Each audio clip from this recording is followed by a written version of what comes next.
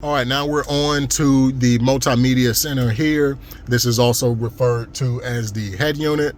This is also referred to as the radio or the touchscreen or the infotainment center. So multimedia, infotainment, touchscreen, head unit, radio, whatever you'd like to call it. So we're going to go over that in just a second. Just wanted to give a quick view of some of the buttons right here and of your selector. I love the finish that they have here.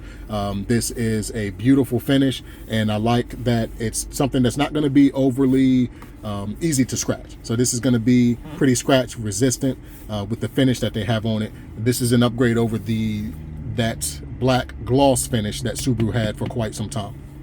So I love this, and this really goes with the theme of the wilderness as well. You definitely don't want anything in here that's going to damage easily or anything like that. But I just want to point out your electronic parking brake. This is an upgrade over a foot brake or over a hand brake. So you just pull it up to engage. The light turns red. You also get a park indicator right there at the top. Now, if you want to depress it, to disengage it, you need to put your foot on the brake and press it down. If you forget to put your foot on the brake, no big deal, because it will let you know. All right, so I just pressed the button and it's letting me know that I need to put my foot on the brake in order to disengage it. So now holding in the brake, and you can actually tell that I'm holding in the brake because you see the brake lights pop up on the little graphic in front of us. Press it down and there we go, disengaged. The other button is going to be your view button. Now this will pull up your front camera. So you can do it on demand when we're in park or if you're in low speeds and drive. So right now in park, I'm going to hit that button. And then you can see the front view camera right there. So that could be useful if you're parking or if you are actually out in the wilderness, as this model is made for, and you're on a trail or something like that. That will be extremely useful for you, along with your increased ground clearance, to make sure that you keep the front end of your vehicle without any damage and make sure that you don't get stuck. It's pretty hard to get a Subaru stuck, but it's still possible for sure. So there's that. You also have back here, it's a little bit harder to see. You got your 12 volt, 120 watt. Power source right there. You've got a wireless charger. This is something that is in all of the new Foresters. You just press that button to turn it on, and then you can sit your phone there and it will go ahead and charge as long as your phone is supported.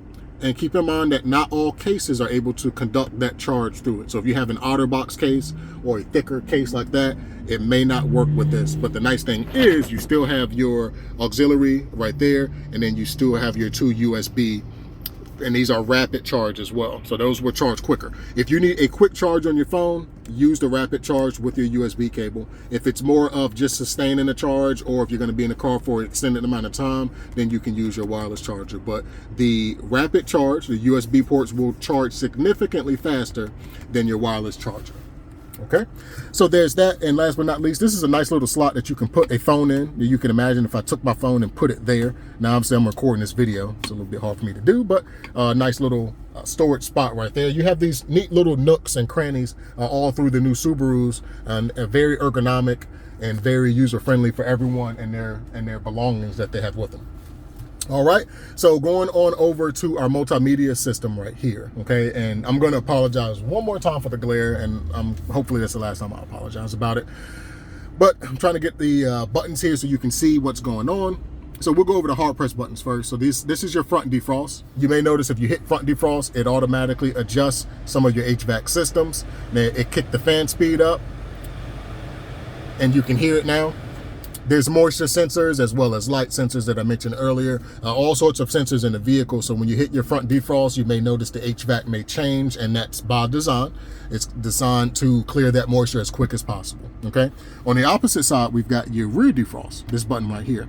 Now, I mentioned this in a previous video that is in this playlist as well, because that rear defrost not only heats up your back glass back there, that everyone knows that. It heats up your outside mirrors. Not a lot of people know that, about 50-50 on that. But virtually no one knows that that button also activates your windshield wiper de-icers. It activates a heating element that's underneath where your wipers rest up front, and to make sure that your wipers are not frozen. So you can check out that video for a little bit more information and see what it looks like.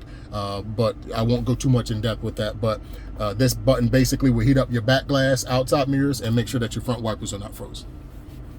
So our temperature selectors here, it's for the dual climate. So you can see right now we're set to 66 and 66 right here. Right now I'm changing it on the driver's side. The passenger side is changing as well because we are in sync. If I do it here on the passenger side, you can see the passenger side is now broken sync with the driver's side, right?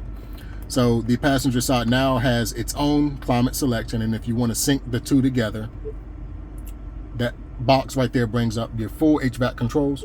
The sync button is right there. And just real quick, we have auto function right there. That's going to try its best to get to whatever temperature you have set. It's going to automatically adjust fan speed, temperature, and so forth. Okay, so that's the auto button. This is going to be either fresh air. So this is now allowing fresh air to come in, which we can see by that little symbol right there. Right. And then when you put it on recirculate, that's recirculate right there. AC on or off. Max AC is going to kick it to the lowest temperature, full fan speed. Okay. You can also select your temperature this way. If you would rather use the touchscreen, you absolutely can. You can bump it up and down that way as well. You can notice, since I have it on auto, that it's actually adjusting my fan speed. So this is kicking the fan speed up. That's full blast. Basically, it's going to kick over to max AC pretty much. But if I were to go and make it a lot warmer, and again, I can use these buttons as well, or I can slide, then now it's actually kicked over to heat. Right, so that's the auto function. You may use it, you may not use it, but that is how it works. Okay, and then you have your vent selectors here. I keep accidentally hitting some other buttons here because it's hard for me to record and do all this at one time.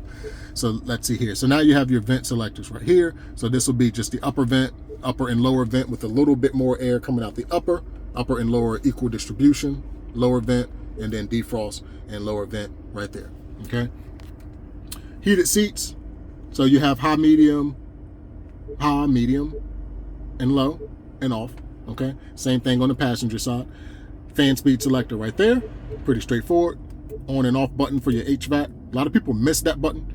I see a lot of people, they bump it down to the lowest speed, but if you want to turn it off, all the way off, you can definitely turn it all the way off with that button. Okay, AC button. This button can actually be remapped. So this is the one button on your HVAC condensed menu here. This menu is always there. This is the one button that you can swap, and you can change it to one of like 2 or 3 other options. So if you navigate to your settings, then you can show, and I'll mention this here in a minute in this video, where you can remap that one button. That's the only button that you have the ability to change. All right. The last one is this button right here. Now this is your dynamic vent control. So this is actually going to use this button right here that says all. This is going to use the sensors in the seat, and this is going to automatically adjust your orientation of what vents are getting airflow and how much is coming through. So if I hit that button, you can see now it changed over here. It says front, right? So now it says all, and now it says front. Okay. So you may notice as well, if you get in the car by yourself, that may say driver. And again, this is dynamic vent control. It's just going to control the vents and where the airflow is coming from in order to free up a little bit of capacity for your for fuel economy. Okay, so we've got all of that. I'm going to go ahead and change the vents here because it is the warmest day of the year so far here. It's 80 degrees right now, and we were just 44 degrees 2 days ago. So go figure. That is Virginia weather for you right there. But that is your HVAC system. Now those are fixed right here at the bottom. And just to your other tiles, I'll go over what each tile does, and we may go into depth a little bit here and there. The number one thing that I want to cover is settings here, but we'll go with the lay of the land. So your map button is going to pull up your onboard navigation. So if your Forester Wilderness has onboard navigation, a couple disclaimers there, this will pull up that onboard navigation. Now, if it's the first time that you're going into it like this one, then it's going to give you a few different selections that you have to make. But this is what your onboard navigation looks like, and you have your search button there, and then you also have some other controls here. So I'm not going to bore you with the details, but so you can imagine what these buttons will do. Search, you can search point of interest, you can also search a physical address, and then you also have these tiles here for convenience, and then it'll show your favorites here as well. So it says here add home, add work, and then there's a favorite button there as well. And this last button will show recently navigated to destinations. All right, we're going to hit our X button right there. This is our home button that always takes you to your home screen right here. Next button is radio, which we clicked into that a little bit earlier, but this will just show your radio. Now, this touch screen, you can slide it, you can press and hold. Now, right here, the other media is on another screen. So we have AM, FM, XM right there, and then I showed you how to save favorites a little bit earlier. Other media is going to take us to other media. My phone's connected. If I hit that button, it's going to go ahead and jump into Pandora and start playing music. So to not interrupt the video, I'm not going to hit that button, but that's going to take you to other media sources, including your phone, Pandora, music that you have saved on your phone, or if you even listen to like a song on YouTube, then you can go there as well. Phone would just pull up the actual, it's going to take you right to your Android Auto menu actually, but if you don't have Android Auto connected, then it will take you to your actual phone log right there. Your apps button is just going to show some other apps that are in the background that you can add to your home screen. They may be already here on your back screen, but you can customize this screen as well. If you want to customize the screen, you just press and hold one of the tiles, and you can see now that we're able to move this around. All right, and then when you're done, you just tap the home button, and that's how you customize the order of your screen. Okay, Android Auto, we've gone into that screen a few times, but I just wanted to go in and I wanted to show this button right here. So you can see it takes us right into the navigation, but if I hit this button, this is kind of the representation of your phone, and it will give you an idea of what apps may be supported and so forth. So I wanted to show you that button. This is how you get from the kind of condensed menu here into being able to make more selections. You've got your selection right there for voice commands, and then you've got navigation, and then this is an app tray. It'll just show some supported functions through your phone. Temperature right here, and then music right there. That says 70, but I just want to show you guys because I said it's 80. Look, that shows 80. So maybe because we're sitting in the sun here on Bridge Road, I'm not sure. Hit our home button. So that's Android Auto. Car info will just give you your angle. So if you are on a trail, then you may be worried, or you may need to know your angles here. So this will show your pitch and yaw angles. This will also show power distribution when you're driving right there. Here on the back screen, just want to show Valet mode. That's usually, people have questions about that. So what Valet mode does is it's actually going to lock the radio and prevent whoever's valeting your car from going in and snooping and looking at your information. So if you click on it, it asks you to set up a passcode, and then you need to verify that same passcode, because what it's going to do is it's going to lock a lot of the functionality of the radio. So you can see everything's grayed out. Everything is absolutely grayed out. It doesn't even tell you that Android Auto was connected. I like that. All right. So if I am valeting this car, I do not need to be able to adjust any of this stuff.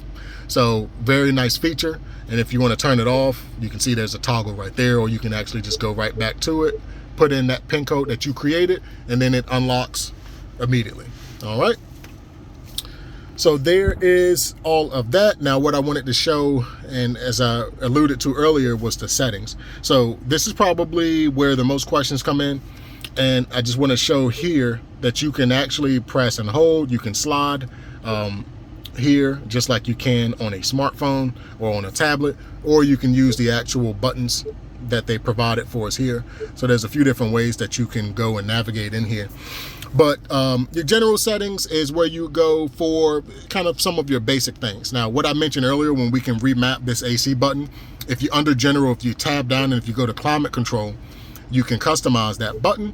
And these are the selections that you can make. So you can change it to max AC, auto, recirc, or sync if you wanted to. So just to show you what it looks like, hit the sync button.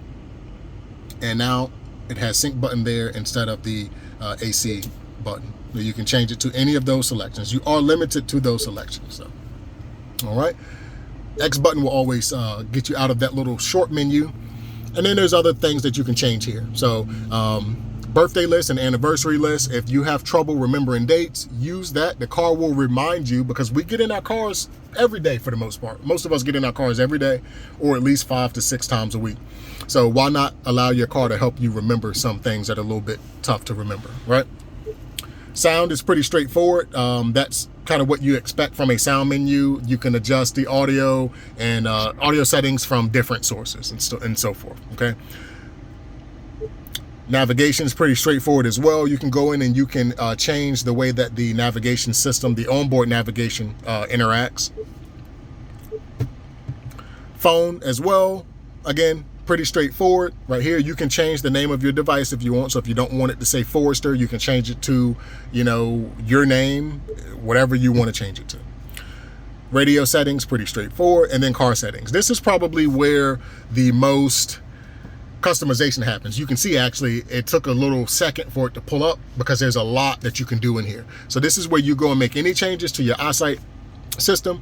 All of your safety features are hopefully turned on. Hopefully you enjoy them and leave them on, because these could be life-saving features. But if you wanted to adjust, say, lane departure, for example, that's something that's commonly adjusted. You can change the warning timing. You can change it from just giving you a warning buzzer to turn it off completely, or to all functions, which would be the active lane departure prevention, where it will nudge you back in your lane if you're going to sway out of your lane. Okay, so you can make some other changes here as well under eyesight.